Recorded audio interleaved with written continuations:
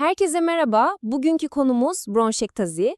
Belki adını ilk defa duyuyorsunuz ama aslında her şey çok ama çok tanıdık bir şikayetle başlıyor. Geçmeyen öksürük.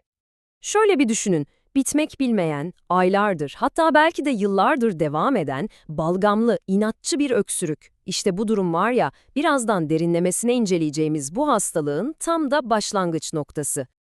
İşte karşınızda bronşektazi. Peki nedir bu tam olarak? Şöyle düşünelim, akciğerlerimizdeki hava yolları, yani o minik borucuklar normalde esnektir. Ama bu hastalıkta bu borucuklar kalıcı olarak genişliyor, yani bir nevi gevşiyor ve hasar görüyor. Bu olunca ne oluyor? Akciğerlerin o muhteşem kendi kendini temizleme sistemi çöküyor. Mukus dışarı atılamıyor, içeride birikmeye başlıyor. İlginçtir, bu hastalık hakkında yeterince araştırma yapılmadığı için tıp dünyasında ona bazen öksüz hastalık da deniyor. Ama asıl olay hastalığı sürekli canlı tutan, kendi kendini besleyen güçlü bir döngü. Resmen hastalığın motoru bu döngü. Durmadan çalışıyor. Peki ne bu döngü? Gelin hep birlikte bakalım. Her şey basit bir enfeksiyonla başlıyor. Vücut bu enfeksiyonla savaşmak için ne yapıyor? İltihap, yani inflamasyon üretiyor. Ama bu iltihap hava yollarının duvarlarına zarar vermeye başlıyor, onları genişletiyor. Hasar gören bu yollar artık içerideki mukusu eskisi gibi etkili bir şekilde dışarı atamıyor. Ve içeride biriken o mukus, işte orası yeni bakteriler için adeta bir cennet. Böylece yeni enfeksiyonlar ortaya çıkıyor ve hop, döngü en başa dönüyor. Sürekli, durmadan. Tamam, döngünün nasıl çalıştığını anladık. Ama akla şu soru geliyor değil mi? Yahu bu döngünün ilk kıvılcımını ne çakıyor? Bu iş neden başlıyor? İşte işin en şaşırtıcı kısımlarından biri de bu. Biliyor musunuz, vakaların neredeyse yarısında, yani yaklaşık %40'ında doktorlar bu döngüyü başlatan o ilk sebebi bir türlü bulamıyorlar.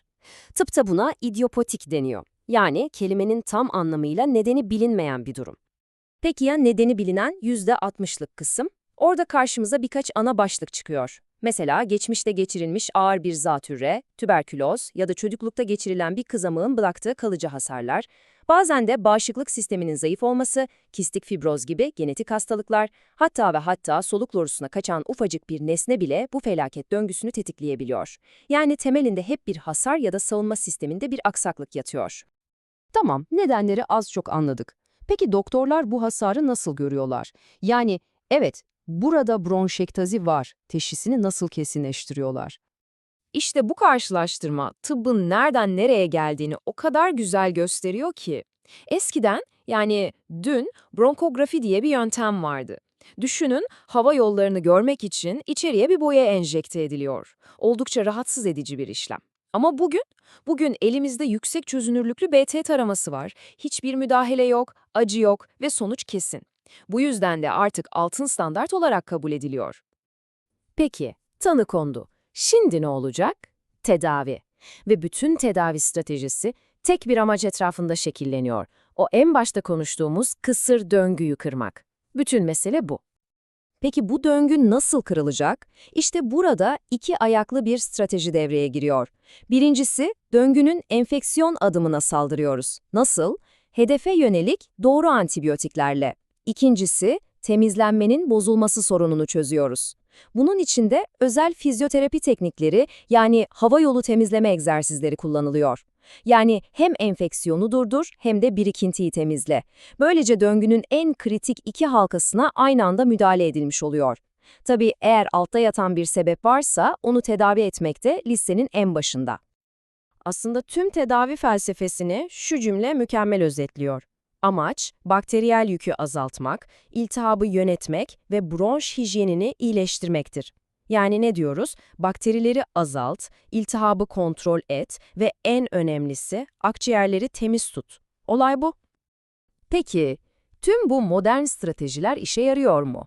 Yani günümüzde bu hastalığa sahip insanlar için gelecekteki görünüm nasıl? Gelin rakamlara bakalım. Ve rakamlar gerçekten inanılmaz. Bakın, 1960'larda bu teşhisi alan hastaların 15 yıl sonra hayatta kalma oranı sadece %50'lerdeymiş. Yarı yarıya.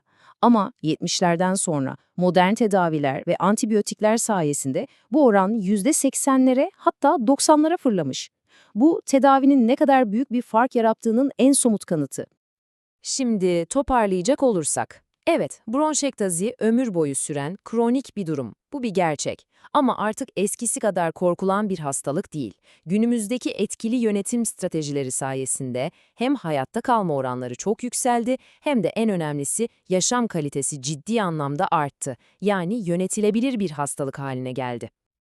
Ve bölümümüzü üzerinde düşünmemiz gereken önemli bir soruyla kapatalım. Madem ki bu hastalığın başlangıç noktası genellikle çocuklukta geçirilen kızamık gibi enfeksiyonlar olabiliyor, o zaman bu basit enfeksiyonları engelleyen aşılar aslında farkında olmadan bronşektaziye karşı da en güçlü, en etkili silahlarımızdan biri olabilir mi? İşte bu koruyucu hekimliğin ve önlem almanın ne kadar hayati olduğunu bize bir kez daha hatırlatıyor.